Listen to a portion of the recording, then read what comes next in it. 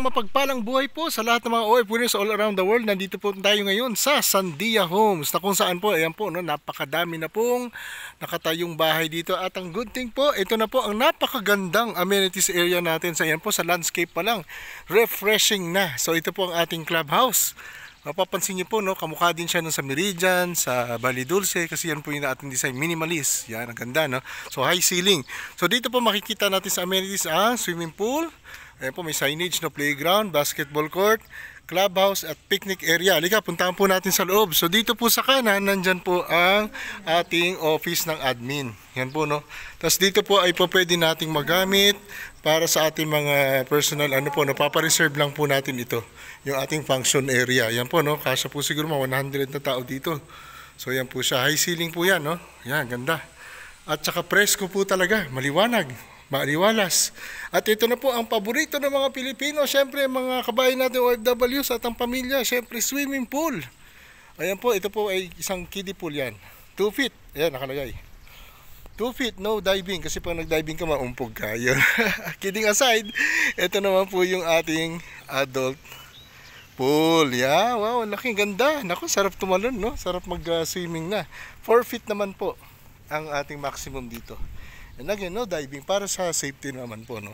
At nandito ang ating mga guidelines, ang swimming pool rules natin, syempre para disciplined at walang aksidente. Ayan, nakalagay po dito, no. Children under age of 14 dapat ay mayroong kasamang adult. Ayan. So ito po, water tank natin. Deep well po yan. Ang kagandahan po niyan ay talaga namang kompletong supply natin at di nawawalan. Ito na po yung washing area natin, yung para bago maligo sa pool, para hygienic, no? And nandito naman yung mga toilet. Yan, changing room. Yan, dito tayo pumunta.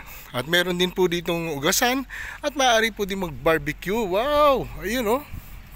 Merong barbecue area. Wow, sarap naman. At dito pwede mag-picnic ang pamilya at mga bisita. At dito na po sa gawing dito ay ang ating basketball court. Yan po, no? Yan po yung basketball court natin, na pwede rin pong volleyball and badminton yan. Depende naman po kung saan, no? Multifunction naman po yan. So dito naman po ay ating para mga gazebo area. Yan, no? Pwede dito magkwentuhan paghapon.